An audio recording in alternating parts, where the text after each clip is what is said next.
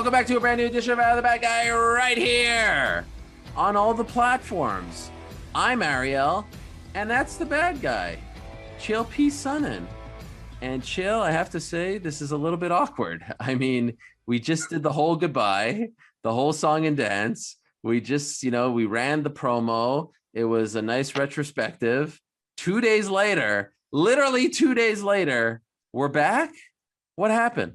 Ariel, this literally happened to me with Terry and Gary down at the elevator coming right now. I said my goodbyes. Turned out they were also getting on the elevator. So now when we get, and I'm not doing it again. I said my goodbyes. I gave the hug. There's the little bro fist bump. I'm out. I already said goodbye. That's it. See you tomorrow. Yeah. By the way, I love how you treat this like just a phone call between you and I. No one knows who Terry and Gary are. Does it matter? No, it doesn't matter. Two guys, right? Everybody's been in that spot before, right? Sure. Where you're like, hey, see you later. And then it turns out you leave the restaurant, you walk in the parking lot, you're parked right by it. I'm not doing it again. I already said, that's it. The worst is when you say the goodbye and you're actually walking in the same direction. And then at times I've actually gone the opposite way just so I didn't have to go through with that. Right. And then you watch each other. I've done that too. That's called social awkwardness. That's why I don't have a whole lot of friends, but I share that with you. By the way, what do you glasses? These aren't a prop. These are prescription. No, I know. They just happen to have a yellow tint. Well, you know very well, I have been advocating for you to wear the glasses on our show for the last several months. And you wear them right up until the red light comes on, and then you always take them off. Why is that?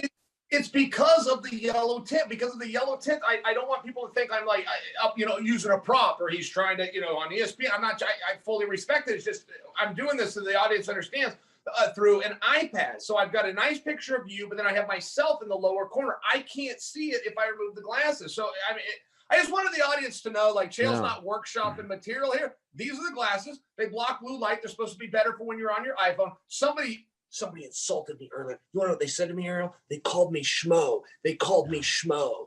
I mean, what an insult. I can't think of anything worse. By the way, Chael, why'd you go with insult? Not as they thought I was schmo. They were saying, hey, schmo. Why'd you go with yellow and not clear? You want to know who it was? Kelvin Gastelum. It was my own guy. I would have said, excuse me, Kelvin, it's Chael and I had Gilbert Melendez. I think he sells these, but he gave me a face mask. So I had the glasses I had this. Well, I only say that because, my own yeah. I was a little bit in disguise, in fairness, but I did have to take the time to go, KG, it's your boss, baby. By the way, why'd you go with yellow and not just clear? I did not do this by choice. I ordered these online and they are prescription. They only sent me one pair. They sent me the wrong pair. They're actually sending me the correct ones, but I don't have them yet. Okay. Yes. No, I would not order yellow glasses because I'm not a nerd, okay? But I have the yellow glasses and now I'm wearing them. Our producer, Jordan, is getting very nervous right now. He's wondering if we're just going to sabotage this entire show. Of course we're not. This is the show, Jordan. This is the show, okay? You don't like that? Call a little guy named Jerry Seinfeld, okay? This works. This is the show. This is what people want. But alas, we will please Jordan. Let's talk about UFC 263 going down tonight. You're in Arizona. I'm not. I still haven't left my house in a year and a half. Perhaps soon I will. There's a fox in the hen house out here, partner. Yeah. I have no idea what that means. What does that mean? Okay, I'm glad that you asked. Nate Diaz is doing a rope-a-dope before they even get in the ring. Nate Diaz has everybody, including his opponent, convinced that he plans to rely on that Cesar Gracie Brazilian Jiu-Jitsu black belt that he won't quit talking about. He's not going to go to the ground. If he has it his way, he's not going to go to the ground. He picked this fight. There's two athletes that we have, and I'm right on this, partner. They get to pick their opponents. Conor McGregor will let us know who he's fighting, and Nate Diaz will let us know who he's fighting. Everybody else handled on the second floor in the matchmaking room every Tuesday at 9. You know how this works. He picked Leon. He picked him because he's not going to the ground. He picked him because the British fighter isn't all that great at wrestling. He picked him because he's going to go fisticuffs and he thinks he can touch him more times than he gets touched. He is laying a trap. Leon is walking into the trap. The odds makers are falling for the trap. Nate Diaz, and I'm sorry, Earl, I know you didn't ask me this, but I've just been dying to tell you because 4-1 underdog. Nate Diaz right now. Let me put that into perspective for you real fast because numbers don't lie, okay? He was a 2-1 dog against Masvidal. He was a 3-1 dog against Conor, but that's because a jumbo jet was leaving Ireland every 20 minutes with bags of cash on it. That's what swayed the line. Nate Diaz has never been disrespected publicly by our own members of the community and our own pundits more than for this fight. He's got a trick up his sleeve. The trick is that it's going to be a stand-up fight. That's it. Can he win that? Can he not? That's between those boys. That's the trick, though. He laid a trap, and it's worked. Okay, so this is really interesting because Yes. I'm sure you have these conversations as well. Every person texts me like, Nate's getting whooped, right? Like, why did he take this fight? Of all the guys, he could have fought the 25th ranked guy at 170 or 155, and it would have been an appropriate fight. It would have been on the main card. It could have been a co-main event, whatever. But yet he picked the guy who's unbeaten in his last 8, whose last loss was 6 or so years ago to Kamaru Usman before Usman was champion. And so all signs seem to point to him picking out a mismatch here against him, not in his favor, but against him. What makes you think that he can actually hang with Leon Edwards on the feet? Because Chael, remember the last time we saw Leon Edwards? I know it ended unceremoniously and controversially with the eye poke, but in that first round, I'm not trying to suggest that Bilal Muhammad is Nathan Diaz. Nathan, in my opinion, a better fighter, but Leon Edwards looked really good on his feet in that fight in the first round.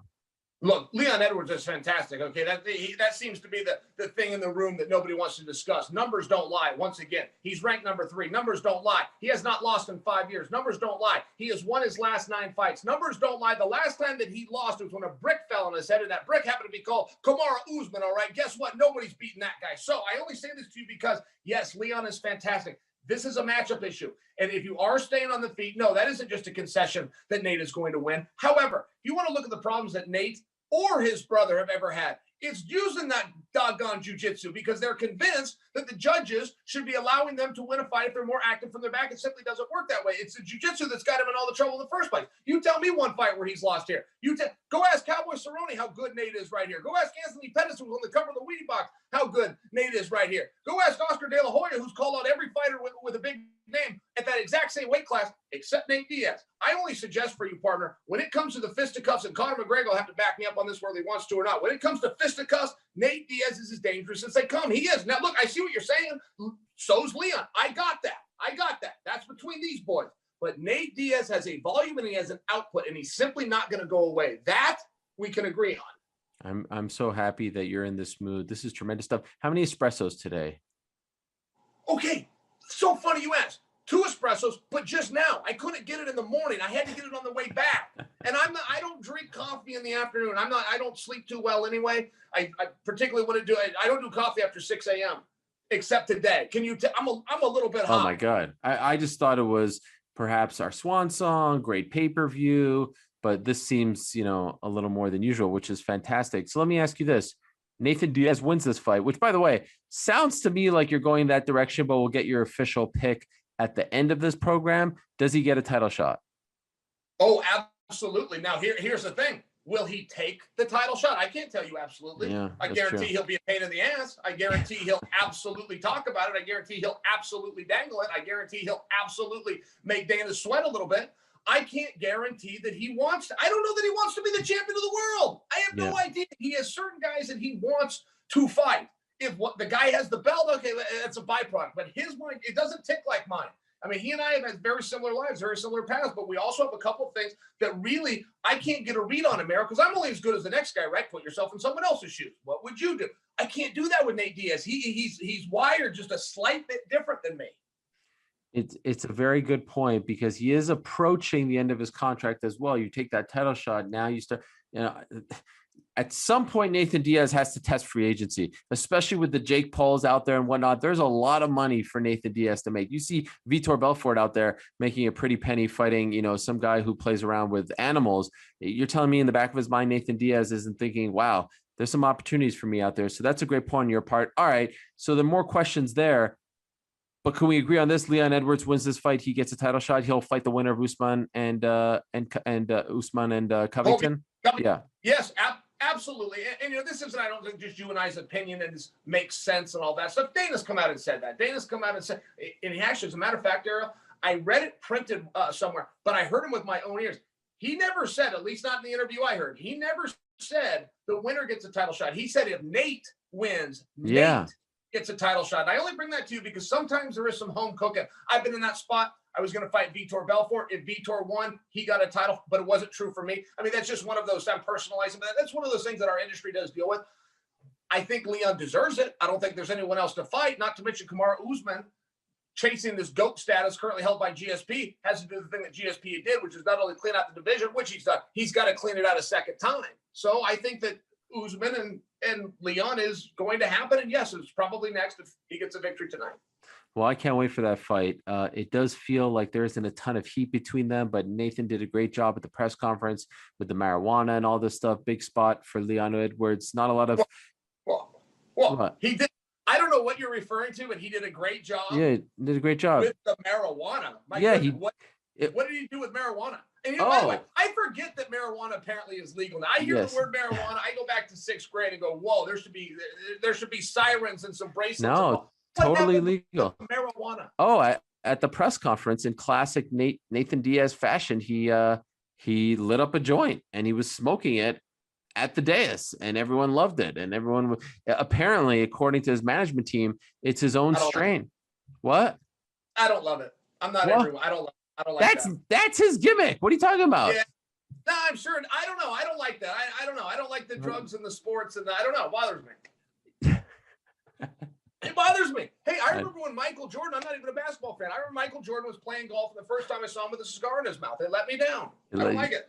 I mean, okay, so were you one of those guys who didn't like it when, say, Stone Cold Steve Austin drank beer? It bothered me a little bit, but it was the gimmick, and he did talk about it. Beer, of course, is a more legal and a little less taboo substance. So perhaps I gave him a little bit of a blind eye. But no, I wasn't a big fan of that. The athlete, he's on TV and he's getting drunk. It bothers me. I don't like it. You favor the clean athletes? Yes. Or at least the basically clean ones? Yes, pretty much, fairly, yeah. I don't know. There's something about, I don't know. I didn't need to be a skunk at the garden party here, but you said he did something great with marijuana. I wanted to hear the story, so thank you for telling me. I'm sharing with you back as your friend, I don't like it. Let's talk about the co-main event, Chael. On Friday morning, I know you love the weigh-ins, and I know you love the morning weigh-ins in particular. You were probably sitting up in bed waiting for the phone call to be tagged in, to be a part of our weigh-in show. For some reason, you have yet to be tagged in. Perhaps in the very near future you will be. And there's Deiveson Figueiredo, ever the showman, right? I mean, this guy, he has a knack for just having all eyes on him, knowing what to do in that moment. Shows up with 40 seconds to spare, Chael, 40 seconds left, shows up, hits his mark, good to go. Was he being a showman, or have your thoughts on this fight changed at all because we know about his history with missing weight? No, you know what? It doesn't bother me in the least. I know it was a drain. I know it was a suck. I know that he barely made it. However, I also know that he's used to this. I know that he's recovering right now. I know that he's in his room with the air conditioning on and plenty of drinks and a little snack to eat. He's going to be 100%. I did think there was some home cooking with that scale, though. I'll tell you what. I mean, we had a couple that were a little bit head scratching. We got a guy that came down from welterweight, and he ends up weighing 2 pounds under the lightweight. It just wanted to happen. Even we got Izzy Adesanya, kilogram underweight. It was just a couple of things where I thought that scale maybe had a little bit of favor. Maybe that it was the right scale, if you will, to weigh in on. But no, it doesn't bother me that he barely made it. I like the drama. I like the story. The weigh-ins are a little bit dull. I thought he added something. Look, you're the one that told me about this guy, and I pushed back on you. I said, man, I don't see it and I don't like it. Ariel, you had it right. I was late to the party. I am a Figueiredo fan. I like what he does. I like that he can find a way to bring drama even to a weigh-in. I'm on board, man. This dude's nasty. He's a good fighter. Well, Brandon Moreno is the babyface here. They love him in Arizona. Big Hispanic community. He could be the first Mexican-born UFC champion, which would be a massive deal, an opportunity that the UFC has been looking for. Of course, Cain Velasquez, first Mexican-American, but Brandon Moreno, born in Tijuana. Now, let me ask you about the first fight and the way you view this second fight with the knowledge of the first fight. The first fight was very unique. 3 weeks notice. They both took it on 3 weeks notice. Figueiredo couldn't go home. You know the whole story. He got sick, all this stuff. Do you think this fight will resemble the first fight, or do you think there's a chance that because we're 6 months removed, they all had full training camps, a lot of time in between, that there's a chance this one looks dramatically different than the first fight? Moreno's getting stomped out. Moreno's not only not winning the fight, he's not going to win a round. Now, Moreno is fantastic. He's the true number one contender. He deserves this. I respect him and his skills. Look, here's the reality, okay? Two things, and it's twofold.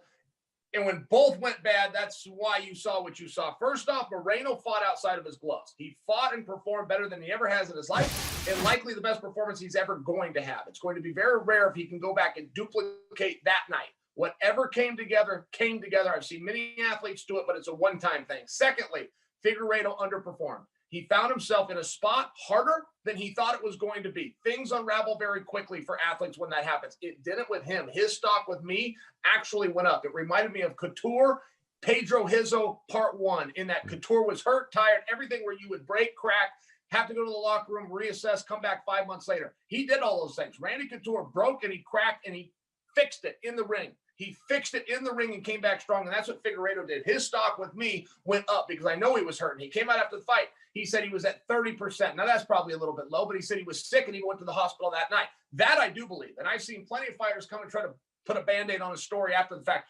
I saw when I was watching him fight a guy, something was wrong. He had some kind of an ailment. He pushed through it anyway and found a way to leave with that title. This is not going to be a close matchup. This is not an overly competitive matchup. It's the right matchup. It's going to be fun. Figueiredo is going to dominate Moreno. Wow. You're so confident about this pick that you gave us the prediction before prediction time at the end. Yes. Yeah, well, because I want to go a little bit stronger, I like to give it a little credibility back, right? I mean, the kids are teasing me. Old Chael's due one. So I'm not only picking Figueiredo. Oh, plenty of people are. I'm telling you now, he will not lose a single round. That's a big statement, and I'm going to be totally correct. Does he finish him? Yes, he'll finish him in the 4th round, but I don't want that on my.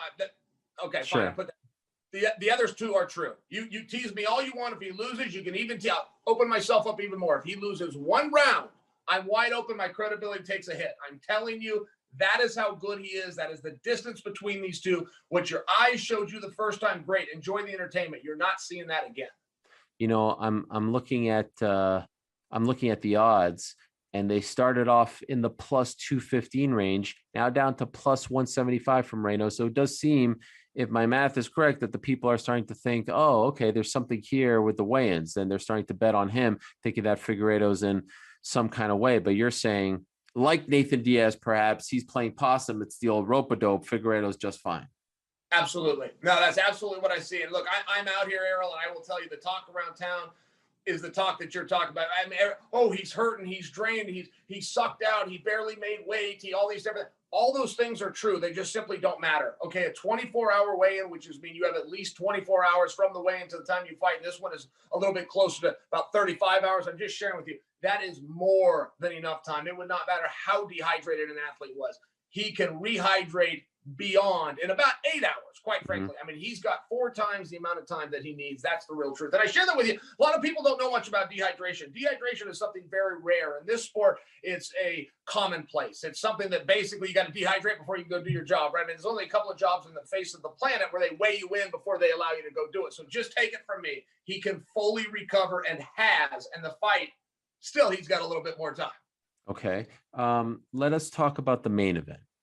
Israel Adesanya, Marvin Vettori 2, rematch of a fight that happened 3 years ago. Marvin hasn't lost since that fight. He's won 5 in a row. Izzy, of course, moved up, lost his last fight. He's coming back down to 185, where he's undefeated, won 9 in a row in the UFC at 185. Prior to the UFC, he was undefeated as well. This is a really interesting one for many reasons, but I want to ask you about the press conference on Thursday. Vettori was just so fired up. I mean, he's, we joke that the guy's just like, everyone's living at a 7 or 6, 8. This guy's living at a 20. Like, his energy level is always very, very high. He's a very intense guy, angry Marvin, all this stuff. But, Chael, it reminded me of early days Michael Bisping. When Michael Bisping used to be in the big time fight against, say, a Dan Henderson, he used to get so fired up. He used to get so jacked up, right? And often when he got to the top fight on the biggest platform, he would lose. He would stumble. Then he gets to the second Luke Rockhold fight, his first UFC title fight, UFC 199. Remember that? And remember all week long, he took that fight on 2.5 weeks' notice. He was very calm. He was very relaxed, cracking jokes. And you see the performance that he had. I think Marvin's too hyped. I think he's too emotional. I think he's too aggressive. I think he's just too rah. Did you see his quote unquote performance at the press conference? Have you seen him all week long? Have you seen the face-offs? And are you, I don't want to say worried, but are you thinking that he's going to fight too emotionally because the guy just doesn't know how to control his emotions? Yes, I have seen it. And yes, these are absolutely real concerns. Now, let me tell you from a historical perspective, because we do see these adrenaline dumps. We do see the lights get a little too bright. We do see guys that in the moment, right? And I'll tell you, Ariel, as a fighter, when I talk about in the moment, the way you will respond to a situation may not be the way you'd respond to the same situation 5 minutes later or 5 minutes earlier. We don't know, and we don't get to choose when our music hits those speakers and it's our time to make that walk. So I only bring that to you because these kinds of adrenaline dumps and letdowns are very real. I think that Paulo Acosta, to use a recent example, I think that's what happened to him against Adesanya. I think it just got too bright. He was in the moment. He wasn't ready. Okay. Historically speaking, that does not happen, or at least happens much more infrequently in rematches, because the mask is off. Whatever fears or apprehensiveness that you've had leading to a fight, and you used your mouth as a way to try to calm your own inner being. In a rematch, historically, guys do show up and perform. They do bring their own skills. They don't have that allure. You know, Adesanya's got a glow around him. He moves in a certain way, and you've got to ask yourself, just how fast is this guy? Just how hard does he hit? Just how tricky are some of his setups? When you've already been in there with him and that mask is off and you know what you're getting into, generally you are able to perform up to your best. Yeah, no, that is all very astute stuff. It's a very good point. It's rare that you have the champion going into a title fight off a loss and the challenger on a winning streak here. One thing that Marvin, I mean, say what you will about the guy, the man is confident, right? Like the man truly feels like he beat Izzy the first time. He is feeling good about himself. Is it false confidence in your opinion? Like, can he look, Marvin has good takedowns, and when he gets you down, he does damage. He knows what to do there. Yep. Can he look at the Jan Blachowicz fight and say, ooh, I'm going to capitalize on this? Izzy's coming off a loss. Maybe he's doubting himself. There is a blueprint as to how to beat this guy, or is it all false confidence? It will bother me greatly only because I have been in Marvin's shoes if he believes he has to get the takedown. Now, wanting it or believing that it would be a good strategy is very different. If he believes he has to get it, he can have problems. If Adesanya keeps his hips or keeps some distance or uses the fence or pummels inside a number of ways, but he can stymie him at all. And don't forget, Vettori's confidence is probably fairly high. Holland was more than happy to go down. Holland was cooperating with the takedown because he thought he could do some great submission work off of his back. So I only bring that to you because those takedowns came easy. The ones against Adesanya are going to come at a premium. Now, if Vettori understands I don't have to do that, and he lets those hands go, because he's got very good hands. He's very good at getting on the inside. He's even good at holding you up against the fence, buying a little time, Daniel Cormier style, chopping away, using the knees, hitting your thighs, foot stomping, all of this stuff, but it still counts. The judges are still seeing. If he can calm down just a little bit, not have to do it, want to do it, it would help him. If he believes he has to do it and he has an urgency, it's something that mentally, it'll be a psychological letdown, but he can check out. And I'm speaking from personal experience, Ariel. Those things do happen. Chael, who has improved more since the first fight? In my opinion, it is Adesanya, and I can tell you specifically why, okay? Got taken down. That was the blueprint. Take him down and hold him there. His very next fight, he got taken down. Ariel, he scrambled back up. He got taken down again 2 rounds later. He scrambled back up. Wow, big improvement. His very next fight, we're at the Garden. He's taken on Brunson, who, by the way, is the best wrestler of the bunch, never even gets taken down. Okay, and then you fast forward to the Yoel Romero's, where in 25 minutes he gave up 1 takedown. Oh, by the way, scrambled and got up to his feet. You back up a little bit to find the Kelvin Gastelum, where in the 4th round he gets taken down. He throws up a submission known as a triangle choke, and whether it's stuck or not, he used that as a scramble and got back to his feet. So we can see very clear improvements by the champ as far as Vettori goes. Vettori has told me, made me a video and sent it to me. He said, Uncle Chael, I have gotten so much better. These are his words, and I've got it on video. He said, if I could fight myself, the version that Adesanya fought, I could stop that guy in the 1st round. So I have to take him at his word, but I can't offer you the same examples. I haven't seen that, excuse me, on video or against certain opponents. He says he's better. He's passed a lot of tests. First, how can he deal with nerves? Well, his last 2 fights were main events. Those are big spots. He dealt with them just fine. They also went the distance, which means he can deal with those championship rounds. I think he's got a lot of boxes that he's checked off, Ariel. What does he have to do early? He needs to go out there and make first contact, okay? And he also needs to be able to establish an ability within Adesanya's mind and within his own that I can get to you. Now, whether I succeed at dragging you to the canvas or not, I can get to you. I can get from here to here. What happens then? second conversation. All he needs to do early is make sure that he can do this. And so one thing Paulo Costa could not. Paulo Costa simply could not change this. They moved. This distance stayed the same. He never got here. And Izzy is a master of keeping that range. Izzy is a master of offering you threats. He'll offer you a knee. He'll kick you in the belly. He'll offer you an elbow, whether he lands it or not. He'll let you know if you're coming in, there's a buzzsaw waiting for you, and it makes guys think twice. Vettori needs to not think. Might have to go to the hospital later, but right now, in this moment, I got to get to you. Any concern that Izzy is looking past Marvin? Like, yes. He doesn't respect him. He doesn't feel like he's a real big threat, and then he gets caught. Yes, I don't know that Izzy's going to get caught. You know, the term caught is like, you get knocked out, you go down. I don't think that's going to happen. He's got a tremendous chin. He's got a tremendous way to roll with punches. He can take a big shot. But I do believe that in some capacity, that he believes he's gotten so much better that it's not a threat. And there's problems out there. Look, a lot of the narrative going into this is, can Vettori get him down? If he can, Vettori can win. Can he not? Okay, great. Then Adesanya wins. I don't know that I buy that. There's a lot of in between. And even though Vettori's last couple of fights did have to do with ground and pound, position over submission and major control and gaining favor with the judges, I don't buy that he has to do that. I mean, he was in a dust-up in a couple of different spots with Holland, where they were really trading some pretty heavy leather on their feet. He even took a big shot and buckled his knees, but guess what he did, partner? He stepped forward. He didn't show it. He didn't care. He didn't back down one bit. Vettori's a tough guy. Marvin Vettori, the champion of the world. I mean, I don't believe those are words that we thought we would ever speak, at least as recently as, last year, pre-pandemic. He might be the champion of the world, Ariel, in about 3 hours. He might be. He's a good fighter, man. He's got great heat as well. Don't you think, like, if you could offer him advice, like, he shows up there with the 3-piece suit. He's the Italian. He's got the glasses. They're a little funky. They're a little Edge and Christian-esque, circa 2002, if you know what I'm saying, Chael, I don't know if that goes over your head or not, but alas, I digress. I feel like he should cut a mean promo on America. Like, he needs to go like full 1943 Italy mode, right? Like, just go. I'm not an out. Like, I feel like he's right there to play the heel, and he's not quite secure enough with his self to be comfortable with people booing him. Like, Josh Koscheck used to be this way. Everyone hated him. He knew it was right there, but I think deep down he wanted to be loved, so he couldn't, fully embrace that.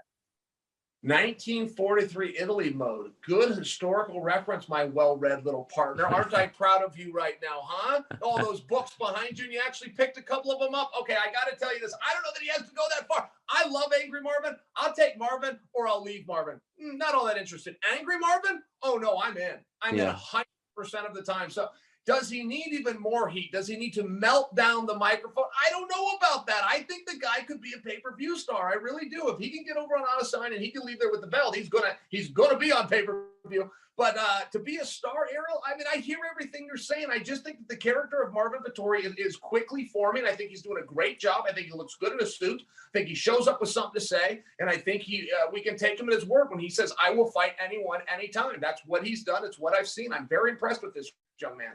Yeah, he actually kind of looks like early days Michael Bisping with that shaved head. Looks a lot like him from the Tough 3 days. By the way, big weekend for Italian sports. I'm sure you watched on Friday, Italy defeat Turkey in the first match of Euro 2020. And here we can have the first Italian-born champion in UFC history as well.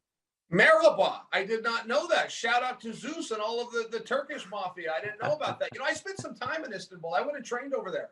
Really? 17 years old. Yeah, my junior year in high school. I just completed my junior year, flew out there. So I guess maybe you'd consider me a senior. But yeah, I spent some time. I came home from training with the Turkish athletes. I went straight to our nationals. I ended up second in the country. But that was a big deal for me. I wrestled better than I'd ever wrestled before to make it to the finals of that. It was because of the stuff I learned training with the Turks. So I like the shout out by you. Wow. I had no idea. How long were you there for? I only did about a month there, but it was a very different training situation. Like, they identify, and you've heard this in other countries, we just don't do a lot of it in the US. They identify very early on who their athletes are and what sport, and they will move them into facilities. So I was in a 3-story building. Second floor is where all the wrestling and weightlifting took place. Main floor is where they all lived. Down below is where they all ate. And so they did their schooling and everything right there. One group, coaches, all funded by the government, all watched over by the government. The Turks do very well in sport. I'm going to throw a bit of a curveball here, Chill, if I may. Hopefully producer Jordan doesn't get too upset with me. I feel like we're not talking enough about Damian Maia. This could be Damian Maia's last fight in the UFC. Thank you. I mean, like, gosh, saying. Right? I mean, this should be, if you ask me, this should be a fight night main event so that we could give, like, the whole week should have been about Damian Maia. Meanwhile, and maybe it's appropriate considering, you know, his career, and he's always been a very humble guy. It's completely flying under the radar that this is the final fight on his contract. It could very well be the final fight of not only his UFC career, but his MMA career as well. He's 43 years young. I believe you have a history with Damian Maia. Can you? I love, you know, story time with Uncle Chael. Give us a Damian Maia story if you can. Well, I'll tell you this, Ariel. I have forgot that I fought him, and I forgot on purpose. I literally blocked that from my bubble. Everything that I wanted to do, which was take over the 185-pound division, I had just done it in the WEC. Now I'm in the UFC. Everything stopped when I ran into Damian Maia, and I had two choices, which I could dwell on that, or I could flat out, it never happened. And I had to never happen it. This guy is tricky, Ariel. This guy is a master of the in-between. In jiu-jitsu, I'm a black belt in jiu-jitsu, but the jiu-jitsu community loves to hang their hat on Damian Maia and go, our sport is still dominant. You know, it started with Hoist, and it's still here. Look at Damian Maia. Damian Maia is not winning fights with guard work. He is not winning fights from his back. When I say about the in-between, he is going to his back, immediately to half guard, immediately to a sweep, and getting on top. That's the in-between, the transition, the sweep. Damian Maia does not lay on his back. He will put himself there, but it's all a setup to get on top. This guy is tricky. This guy is crafty. He believes in position. He understands submission. He'll fight you all night long. Look, I don't think anybody's ever asked for a fight with Damian Maia. Belal Muhammad asked for this fight. You got to be very careful in life what you ask for, partner, because you just might get it. I don't know what Belal Muhammad sees here that he likes. I don't know what he sees here that he thinks he can exploit. I'm telling you early on, he is likely to be wrong unless he has a very disciplined and a very slow game plan. It's the only way to deal with Maia. You got to slow things down. You might remember when T Wood dealt with him. T Wood had a perfect style and plan. Even if people didn't like it, they booed after the fact. If you want to get over on Maia, you got to slow things down and be calculated, because he is. Absolutely. From 2014 to 2017, he won 7 straight. Then he was stuck on this 3-fight losing streak. But again, fought Tyron Woodley, who was the champ, Kamaru Usman, and Colby Covington, 3 of the very best at 170 pounds. Rebounds from the 3-fight losing streak to win 3 straight against Lyman Good, Anthony Rocco Martin, Ben Askren. Submitted Ben Askren, the only submission loss of Askren's career. And then most recently, March of 2020, loses to Gilbert Burns, en route to Gilbert Burns, you know, becoming a contender at 170. If he, you know, if this fight goes the distance, even though he's 43, even if he loses, do you think it's time? I don't feel like it's time for Maia, unless he just doesn't want to do this anymore. Sure. The guy is still a factor. Like, he's still very dangerous. You still have to respect him. He certainly does not have to retire, no. And he's a little bit like Shogun, and those guys are buddies. I don't know if they work on this together, but this last one might be my last one. This next one might be my last one. I mean, you never know, right? Shogun's been working that routine since 2013. Now he says he wants 2 more. So I only bring that to you because I do not believe that Maia wants out of the sport. I don't think he's got 1 foot in and 1 foot out. I think that he's fully in. I think he's just also very aware. When you got the backside of 40, or, you know, the other side of 40 rather, you're anytime, right? You never want to be done with the sport, but you will wake up one day and the sport's done with you. I do not believe with any part of my being that Belal Muhammad is the one to end the reign and the legacy of Damian Maia. There's no disrespect to Belal. I am very surprised that he called for this fight, Belal. I think that he's overestimating his own jiu-jitsu and possibly underestimating the jiu-jitsu of Damian Maia. Well, he wanted a big fight after the Leon Edwards debacle, if you will. He got poked in the eye. That was a big deal. I think his first choice was to fight Leon Edwards again. Didn't get that. Gets put on the same card as Edwards, who's fighting a bigger name in Nathan Diaz. And I think they're doing right by him by giving him a legend in Damian Maia. But Belal has never fought or beaten anyone as good as Damian Maia, and certainly not with the name and the resume that Damian Maia has. So this is a big opportunity for him. But I agree with your assessment of this fight, and I can't wait to hear who you think is going to win this fight. That fight is on the main card as well. You got the 3 fights that we just talked about. In addition to the Maia Muhammad fight, we also have Jamal Hill versus Paul Craig, a very interesting fight at 205. Jamal Hill, a rising star, undefeated, looking good. You're high on him? You like him? Very high. Very high. I'm high on Craig, too. In all fairness, Craig is tough as an old leather boot. I don't know that I could like Jamal Hill anymore, if you don't mind me hijacking real fast. I like his walkout. I like the way he looks when he's in there waiting for Buffer to get out of his way. I like the way he fights. I like what he has to say after the fight. I don't know that I could like him anymore. Wow. That's high praise. And coming off a very And I'm impressive. not. Yeah, by the way, and I'm not sure that he can beat Craig. I mean, this is a hard night. One of these, I don't think we're going the distance here. One of these two boys is going to get hurt, but this is two studs kicking off the card, if you will. I agree with you on Craig. Craig is, as the great Jim Ross likes to say, tougher than a $2 steak. The guy is always involved in a brawl. The fights are sometimes wacky with him. Hill's coming off a very impressive standing TKO win over Ovince St. Preux, who's obviously a veteran of the game. So, yeah, I'm looking forward. Those five fights. Got that wrong. No. His last opponent was OSP. Okay. Yeah, you're right. OSP, which stands for... No one knows. No one knows. No one will ever know. By the way, who's fighting Damian Maia? I appreciate how you rolled with that, by the way. I appreciate what you did there. You kind of hoisted Listen, me with Chael, my baton the way you rolled with that. No matter where we go after this, you'll never have a partner like me. No, partner. No, okay. By the way, Maia's fighting who again? Blahal Mohammed. Okay. Who do you think he's fighting? Close enough. It's close enough. All right. It's close enough. All right. So there you have it. That's the main card. Rodriguez. Who's the other one? There's another one. Sergey Karnaharnov. Yeah. The Bullet. Valentina Shevchenko. Wow. That might be the first time. That might be the first. Wait a minute. I got another one. Hold on. Amog Shapiri. Oh, help me out. Abe Lincoln. Zabit. Just tell me the first name. Zabit Magacheryapov. Close enough. Say it. How do you say it? Zabit Magomed Sharipov. Okay. It's actually not that tough, that one. It's just basically two names. Vinny Magaliesh. That one is a tough one, and you nailed it. Another one of your guys. None of those people are fighting on this main card. It's a great main card nonetheless, but you won't see any of the names that we just discussed. All right, and now let us talk to the man who will be calling those fights in a matter of moments over at that arena in Glendale that has hosted many a great MMA event. Of course, probably the most famous one, WEC 53, way back in the day, the Showtime kick against Benson Henderson, final event in WEC history, final round, final minute. Jon Anik, kind enough to join us. Now, John, big topic. We always have to start with this. You threw us a curveball here. We've got thicker mustache, but beard. Can I just say, this might be my favorite of all the looks. Yes, if I'm being honest. What are we going with? Well, it's always great to see you, my man. You were wise to say a few weeks ago that my look is ever evolving. And I know you can relate to this a little bit, but when your hair grows as quickly as you and I, as yours does and mine does, you know, we can switch up the look. So I did forget part of my trimmer this week. So we're going to be going with the beard on pay-per-view, and the mustache will be back though for Korean Zombie and Dan Ige. I'm most confident on the air right now with a mustache. So that's why I wear it. Okay. For whatever it's worth, if I could vote, this would be the leader as far as my clubhouse is concerned. Let's talk about this card. A lot of intrigue, a lot of drama on Friday leading up to the card. You were there. You were emceeing the weigh-ins as we were waiting until the final 40 seconds for the flyweight champion, Deiveson Figueiredo, to show up.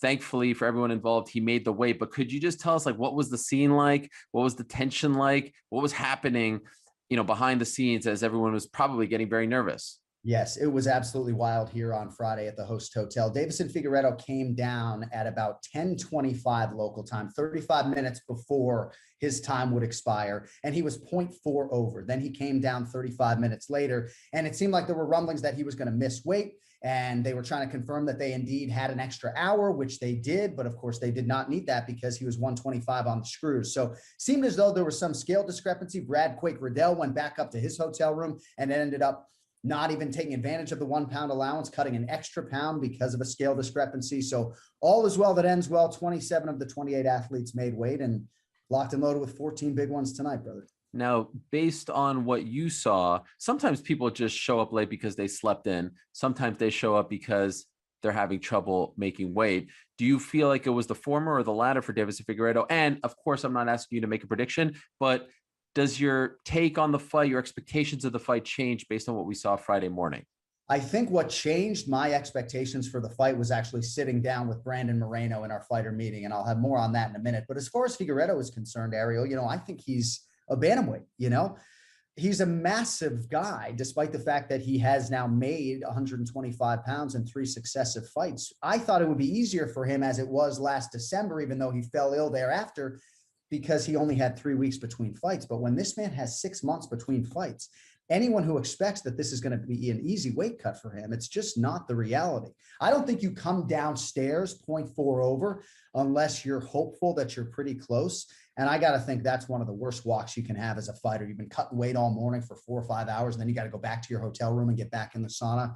Thankfully, though, he made the number. But I think anytime you're handicapping a Figueiredo fight or betting it, you can't lay any money down until you see that man on the scale. And ideally, you see how he recovers thereafter. All right. So what are you seeing out of Moreno?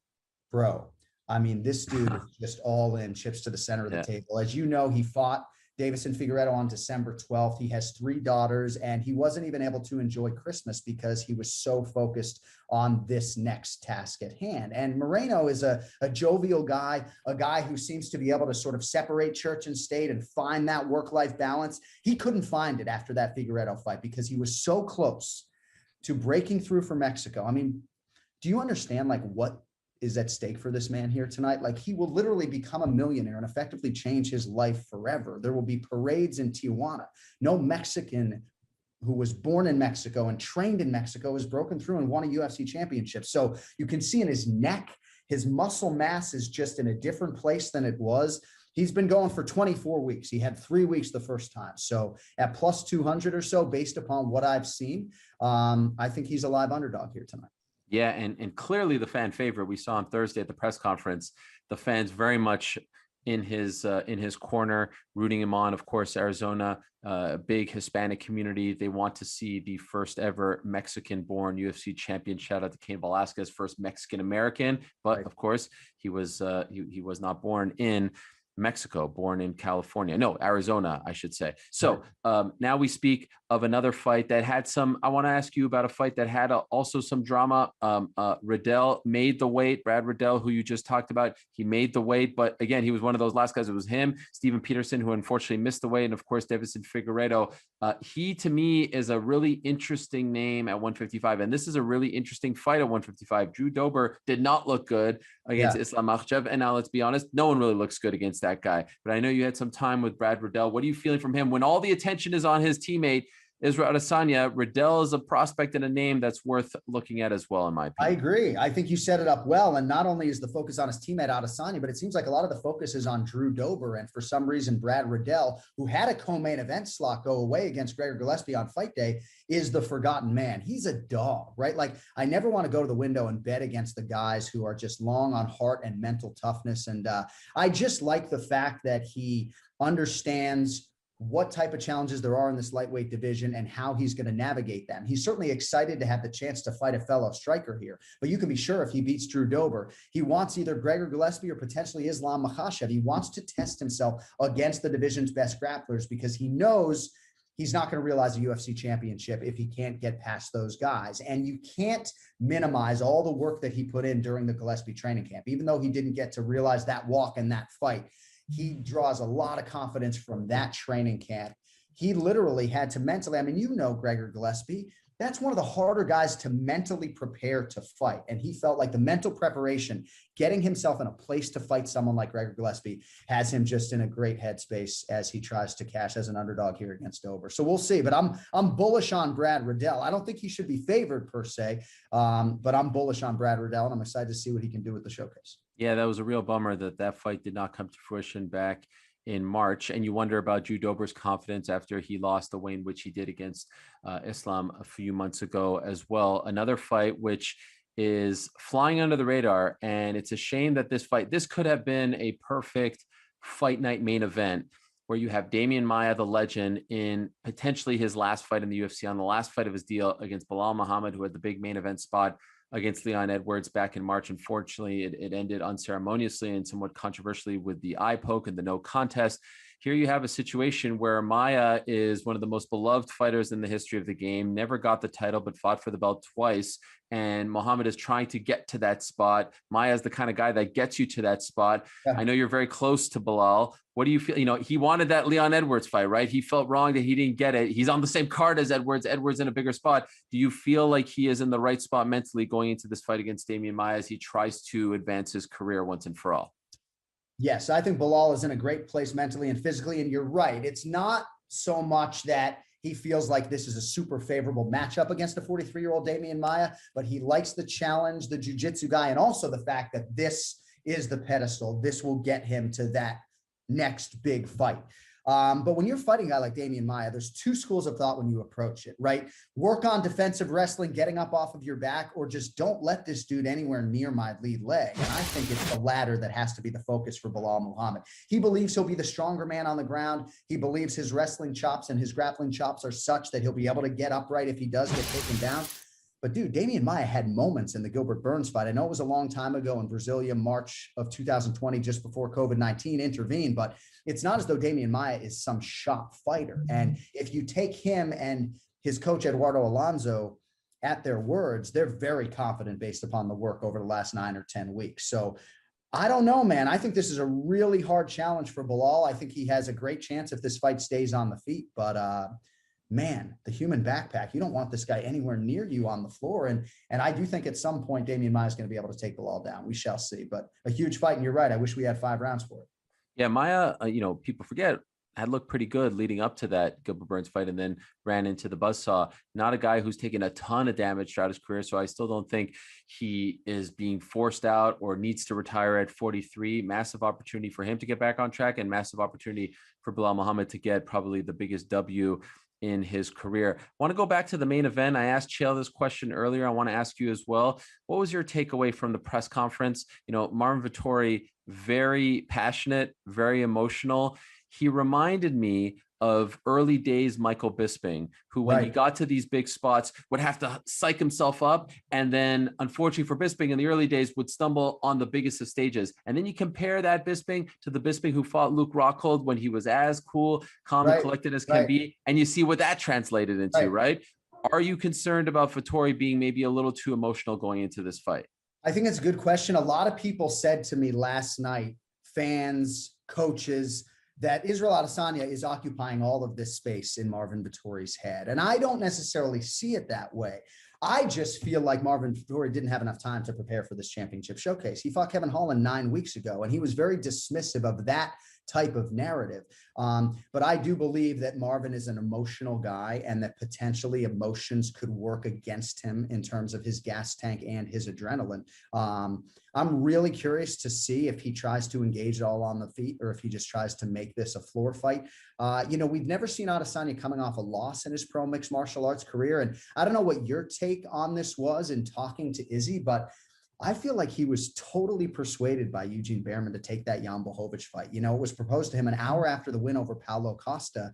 And I think if Izzy had his druthers, he wouldn't have taken that fight. So I think he's back in these middleweight waters where he firmly belongs, coming in at 83.5. And he's certainly confident. I do think he looks more toned. I do think he did, and his words, not mine, he had to reshuffle the deck a little bit. He was humbled by Blachowicz, even though it was a closer fight, I think, than a lot of people want to say it was. But I don't know, man. You know, I say I like to back dogs, right? The guys who just are hungry and tough. And Vettori is all of those things. I mean, I don't know that there's any man or woman on the roster that wants to be a UFC champion as badly as Marvin Vettori does. But I just think that Izzy's got a lot of physical gifts, and I think it's going to be hard for Marvin to get him down and keep him there consistent. Of course, I'd be remiss if I don't mention the fact that Daniel Cormier isn't in Glendale. So for the first time in a long time, it's not going to be you, DC, and Joe Rogan. It's you, Joe Rogan, and Paul Felder. Yeah. Now, top of my head, I feel like there's been 1 or 2 instances where you've had this trio, where we've had this trio to watch. Am I wrong on that? We did one, I believe, with me, Paul, and Joe in Madison Square Garden, I believe. So, which and there might have been one more. Is that when DC fought for the belt against Derek Lewis on pay-per-view? That sounds about right. Yeah, 230 or whatever it was. Yeah. Does it change? I mean, you're the master at just having a new partner every single week, but the dynamic is a little different, right? Any sort of challenges? for you in this regard? All the analysts have different strengths and different approaches when it comes to the preparation. And I am acutely aware of that as I try to navigate things.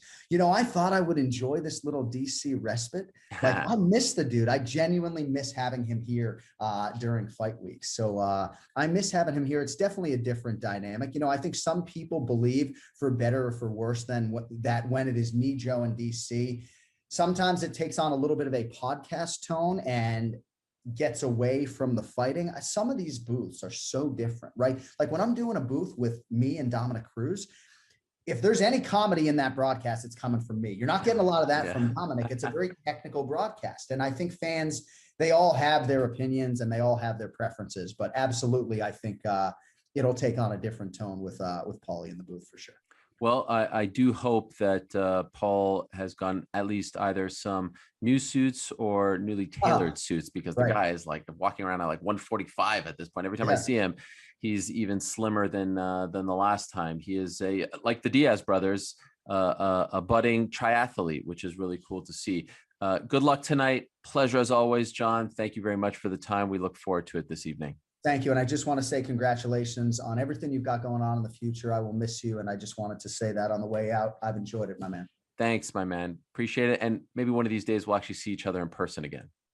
Yeah, no fist bump. We're shaking hands now. That's right. No, I'm just doing bowing these days. That's it. Right. I'm done with touching anyone. Thank you, John. Good luck tonight. Thank you, buddy. See ya. And as we say goodbye to Jon Anik, a reminder to play the UFC 263 pick'em game. Everyone's wanting to make picks these days. You can go on there. You can win prizes. Everyone has a great night. Highly recommend it. Check it out over on ESPN.com as we welcome back in Chael Sonnen, who still has the yellow glasses, the tinted glasses, and looks better than ever, and is still rocking the long sleeve shirt, which I do believe he did not pack. I actually don't think he's ever packed anything on any of these trips. I mean, do you even put a belt in there? Do you put socks, or do you leave it all up to your poor wife? I do not pack the bag. I don't know that I leave it to her, and that she likes to pack my bag. She even included a very nice note. How do you like that? Did your mother ever pack you lunch at school and you got there and you opened it, but she wrote like something nice on your napkin and you don't want your friends to see it, but inside it made you feel good? She still writes me. Wow. I'm keeping, man. I did all right here, Ariel. I mean, you are killing it. Break out the note for us. Why don't you read us the note? It's right here. I haven't read it yet, but I got it. It's right here. Yeah. No, I haven't even read it. I save it. I usually save these. It says, "I adore you and your sexy butt in your new jeans. Love, Miss Brittany." That is amazing. I just love it. I mean, what's better than that? I mean, that is true love. I didn't mean to call my butt sexy. I mean, listen, I read it. Somebody else said it, but it was sweet to hear from her. I mean, listen. She's not lying. I mean, I've worked with you for all these years. Chael, let's talk about our picks here, or more importantly, your picks. You know what, Chael? My last hurrah, I'm going to make picks too. How about that? Let's do it. Yes. All right, let's start with the first fight on the main card, Jamal Hill, Ovince St. Preux. Yes, I'm going to take Jamal Hill over Paul Craig. This is going to be a hard fight. I'm not terribly bullish. Why did I say Ovince St. Preux? They fought already. We already established this. Excuse me, Jamal Hill, Paul Craig. I thought you were doing the joke that we did. I thought we were still doing the bit, but I will tell you, Jamal Hill, these boys are going to hurt each other, Ariel. I mean, this is a straight up. This is going to be a bludgeoning. I am going to take Hill, and I'm not bullish on it. This is a hard night. I'm going Paul Craig. Paul Craig is a tough out. I don't think he's ready to be a stepping stone for the youngster. I know the youngster is undefeated. I'll go with the Bear Jew, Scotland's own Paul Craig. All right, next fight, Belal Muhammad, Damian Maia. Damian Maia, you're probably going to have a long night. You're probably looking at a decision. You're probably going to trade some positions around. Belal Muhammad, I really am surprised he asked for it. I fully respect it, but he has underestimated Damian Maia, very much so. I respect the fact that you keep trying to say his first name, Belal Muhammad. I agree with you on that one. Damian Maia via decision. All right, here's the big one. Leon Edwards, Nathan Diaz. I'm taking Nate Diaz. Now, for my prediction to be true, I also need to be correct in my hypothesis that it's going to stay standing up. Now, I know that's not a guarantee. I don't mean to make like it is, but I do believe volume is going to matter. I do believe the later in the fight is going to help out Nate Diaz. I think Nate needs to do a little bit better job with some leg kick defense. I could even settle with a heater right down the middle as he's, as Leon's throwing that. I got Nate Diaz in an upset, partner. Wow. Wait, but are you hedging here? Are you saying only if it stays standing? No, I'm just predicting. I'm predicting it is going to And I will also admit that if Nate ends up on bottom, he's likely to get ground out at least for the rounds that he does that. I do not love his philosophy that he can stay on bottom, and just because he's busy, the judges should give it to him. It's never happened. It's never worked, and he's never changed his mind. He was wrong his first time he thought it. He's going to be wrong tonight if he does it again. And, it's worth noting, we didn't mention it at the top, 5-round fight, first ever non-title, non-main event 5-round fight, and it's not even the co-main in UFC history. I'll go with Nathan Diaz as well. How about that?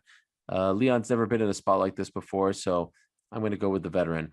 Co-main event, Deiveson Figueiredo versus Brandon Moreno. You've already told us who you think is going to win. You think Figueiredo 4th round stoppage. I'll say Figueiredo via 3rd round stoppage. Final one, Israel Adesanya, Marvin Vettori. Who do you got? Adesanya and Still, and I'll tell you this, they are likely to be out of there in the 4th round one way or the other. I think these guys are going to trade exchanges. They're going to trade positions. They're going to trade minutes. They're probably even going to trade rounds. This is about as close as it gets. It really is. There's a lot of nostalgia on this because in many ways you do have that striker versus grappler concept that just never goes away. That story will never get old in our sport, partner. And I do believe Adesanya, and I will tell you, I not enough to bet money on it. I mean, it's that close of a fight. I got to pick one. That's the way this game is played. I'm picking Izzy. Interesting. I don't agree. 2nd round TKO Israel Adesanya. Okay, so you're also taking on. You just don't think it's as hard. Oh, yeah. Sorry. Yeah. Sorry. I don't agree that it's a tough one to pick in the 4th round thing. I think Israel will remind us that, there are levels, that he is one of the best pound for pound fighters in the world, that he is not on the level of Marvin Vettori, or I should say Marvin's not on his level, whichever way you want to slice it. Izzy, it reminds me a little bit, it's not apples to apples, but what we were saying about him after the Romero fight. Remember, everyone was questioning him. He didn't look great in that fight. And then what does he do? He responds with maybe his best performance in the UFC against Paulo Costa. I feel like we're about to see the same kind of thing. Outstanding. By the way, that was a lot of fun. I like that you broke that 4th wall. I like that you gave some picks, man. You know a lot about the sport. You studied. I think people want to hear from you. I know I did. That was fun. All right. A good way to go out. We don't have to do the whole sappy goodbye thing. I feel like we've done it already. At the end of the day, it's been your privilege and pleasure to do the show with me. We all know that. We don't have to hear it again. So let's just say, where's your hat? How's your hurry? And get on out of here. I like it. See you, buddy. All right, Chael P, Ariel, producer Jordan. Thanks for watching. Enjoy the fights.